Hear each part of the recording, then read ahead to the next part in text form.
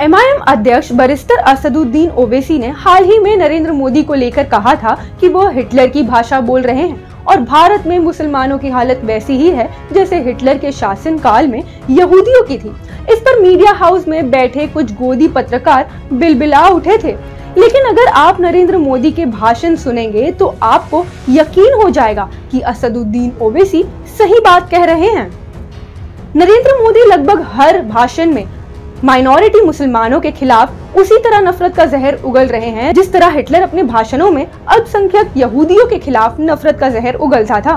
मोदी का कोई भी भाषण मुसलमानों के खिलाफ जहर उगले बिना पूरा ही नहीं होता है।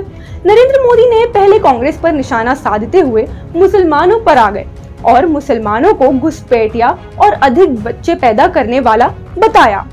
और पहले जब उनकी सरकार थी उन्होंने कहा था कि देश की संपत्ति पर पहला अधिकार मुसलमानों का है। इसका मतलब ये संपत्ति इकट्ठी करके किसको बांटेंगे? जिनके ज्यादा बच्चे हैं उनको बांटेंगे, घुसपैठियों को बांटेंगे। क्या आपकी मेहनत की कमाई का पैसा घुसपैठियों को दिया जाएगा? ये कांग्रेस का मैनिफेस्टो कह रहा है कि वो माताओं बहनों का सोने का हिसाब करेंगे, उसकी जड़ती करेंगे, जानकारी लेंगे और फिर उस संपत्ति को बांट देंगे और उनको बांटेंगे जिनको मनमोहन सिंह जी की सरकार ने कहा था कि संपत्ति पर पहला अधिकार मुसलमानों का है। भाइयों बहनों, ये अर्बन नक्सल की सोच, मेरी माताओं बहनों, ये आपका मंगल सूत्र भी बचने नहीं देंगे, यहां तक जाएंगे मैं कहने।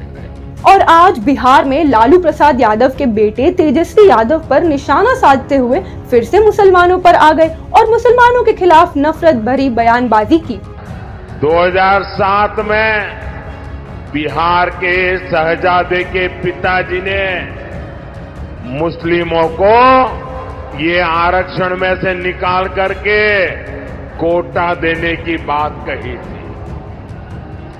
रेल मंत्री के रहते हुए उन्होंने रेलवे अधिकारियों को कहा था कि मुस्लिमों के लिए कोटे का इंतजाम किया जाए। सोचिए, ये SC, ST, OBC का आरक्षण छीनकर को मुस्लिमों को देना चाहते हैं। आप मुझे बताइए, धर्म के आधार पर OBC, SC, ST आरक्षण अगर कटेगा तो यादव, कुर्मी, इन समाज का हक भी बचेगा क्या? सब कुछ खत्म हो जाएगा। पासवान, मुसहर, रविदास, दानुक समाज के हक पर ये डाका डालने में उसकी फिराक में है।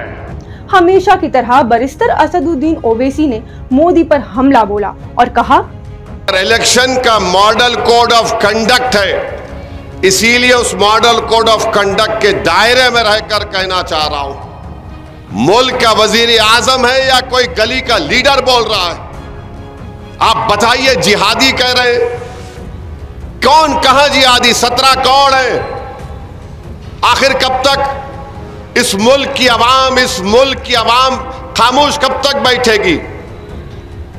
कभी हमको गोश्त के नाम पर मार दिया गया, कभी हिजाब हमारे मुल्क के लिए खतरा बना दिया गया, अज़ाएं खतरा बन गई, अब हमारा वजूद खतरा बना दिया जा रहा है। तो मैं पूरे मुल्क के अल्पसंख्यक समाज के मुसलमानों से हाथ जोड़कर अपील कर रहा हूं, जब रुपाला की तकरीर राजपूतों की इज्जत नफ्स को ठेस पहुंचाई, तो क्या भारत के ये 17 करोड़ मुसलमान वजीर आजम और अमित शाह के ये जो बकवास और योगी के जो बयानात आ रहे हैं, क्या आप मुत्तहिदा तौर पर अपने गम और गुस्से का इजहार बीजेपी के खिलाफ वोट देकर आपको करना पड़ेगा?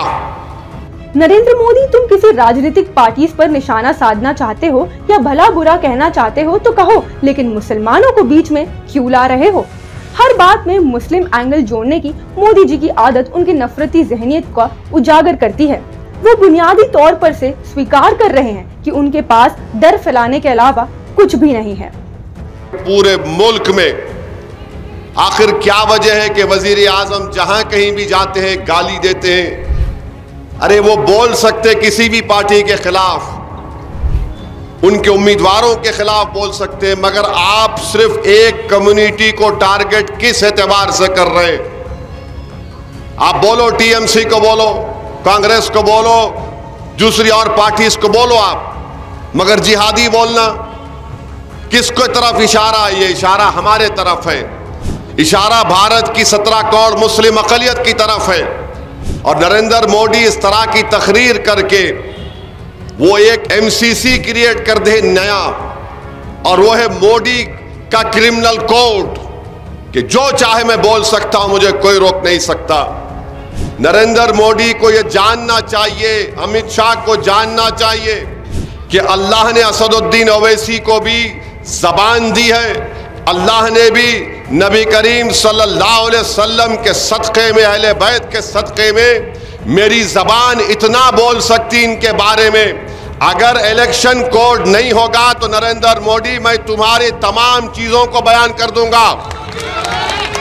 अमित शाह और आरएसएस के बारे में इतना बोल सकता हूं मैं कि तुम खड़े खड़े पानी पानी हो जाओगे।